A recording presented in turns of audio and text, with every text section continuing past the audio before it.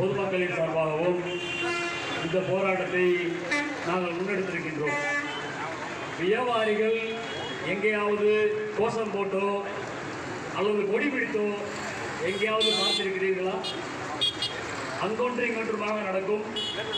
அதுவும் அரசாங்கம் எல்லாத்துக்கும் சலுகை காட்டாத சூழ்நிலையிலோ அல்லது வரி அதிகமாக உள்ள சூழ்நிலையிலோ தான் அந்த மாதிரியான போராட்டங்களை நாங்கள் முன்னெடுப்போம்.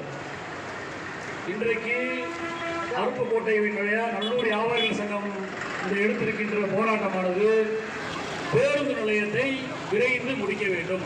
பேருந்து நிலையத்தின் கட்டுமான பணியை விரைந்து முடிக்க வேண்டும். இது உள்ள கடவுள் சிறுத்த வியாபாரிகளுக்கு ரொம்ப சிரமத்தை ஏற்படுத்தினாலும் அது ஒரு கோரிக்கை.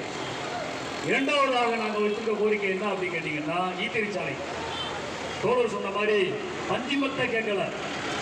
படுத்து உறங்குறதுக்கு வியாபாரிகளும் வியாபாரி சங்கமும் அரசாங்கத்திட்ட நாங்கள் பஞ்சிமத்தை கேட்கல. நல்லூர் முஸ்லீம் ஜமாத் இந்த பேருந்து நிலையத்துக்கு இடத்த தானமாக கொடுத்தாங்க. கிட்டத்தட்ட 3 ஏக்கர் 80 சென்ட். 1995 அப்போதைய காமராஜர் மாவட்ட கலெக்டர் இந்த பாதைக்காக இடம் கேட்குறாங்க. அதுவும் ஜமாத் நிர்வாகம் 70 சென்ட் தானமாக கொடுக்குறாங்க. கொடுத்துட்டு பயன்பாட்டுக்கு வராதனால அந்த ரத்து பண்ணுறாங்க. 95 இடத்துல தானமாக எழுதி கொடுக்குறாங்க.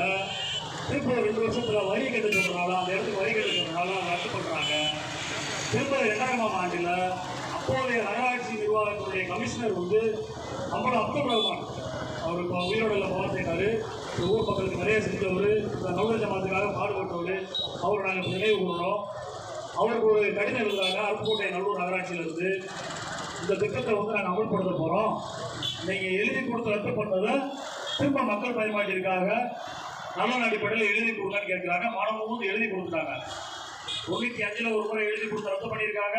90 அதுக்கப்புறம் 2000 எழுதி கொடுத்து 25 ஆண்டுகள் மொத்தம் 30 ஆண்டுகளா இந்த திட்டம் கிடப்பில் இருக்கு. இது ஏன் கிடப்பில் இருக்குங்கிறதுக்கான காரணம் பொதுமக்களுக்கோ வியாபாரிக்கும் தெரியாது. இந்த ரகசியத்தை அரசு அதிகாரிகளுக்கும் தெரியும். மக்கள் பயன்பாட்டிற்கான இந்த திட்டத்தை விரைந்து முடிக்க கோரி இந்த சாலையை போட சொல்லி இந்த பஸ் ஸ்டாண்டு பேருந்து நிலையத்தை வேகமாக கட்டி முடிக்க சொல்லி நாங்கள் போராடுறோம். கிட்டத்தட்ட இந்த பஸ் ஸ்டாண்ட் இடிக்க போகும்போது என்ன சொன்னாங்க அப்படின்னா, நகராட்சி நிர்வாகத்தில் வியாபாரிகள் பேசும்போது இங்கெல்லாம் வேலைக்கு ஆள் கிடைக்க மாட்டாங்க, வட இந்தியாவிலிருந்து 300 பேரை இறக்குறோம் நாங்கள் சொன்னாங்க. கேளுங்க, இல்லைன்னு சொல்லுங்க.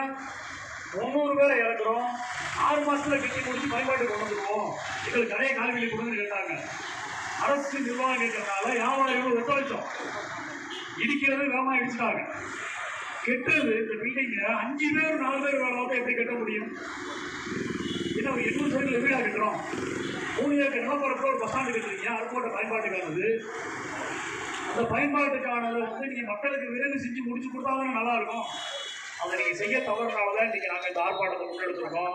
இந்த ஆர்ப்பாட்டத்துக்கு தோழர்களுக்கு போய் உங்கள் அனைத்து ஏற்பட்ட அனைத்து தோழர்களுக்கு மனமார்ந்த பாராட்டுகளை தெரிவிச்சுக்கிறேன். அதே சமயத்தில் இந்த சாலை ஈத்திரிச்சாலையானது ஆக்கிரமிப்புகள் அனைத்து எடுக்கப்பட்டு பொதுமக்கள் பயன்பாட்டிற்கு விரைந்து வரணுங்கிறதை கேட்டுக்கொண்டு வாய்ப்புகளுக்கு நன்றி கூறி எனது உரையை நிறைவு செய்கிறேன்.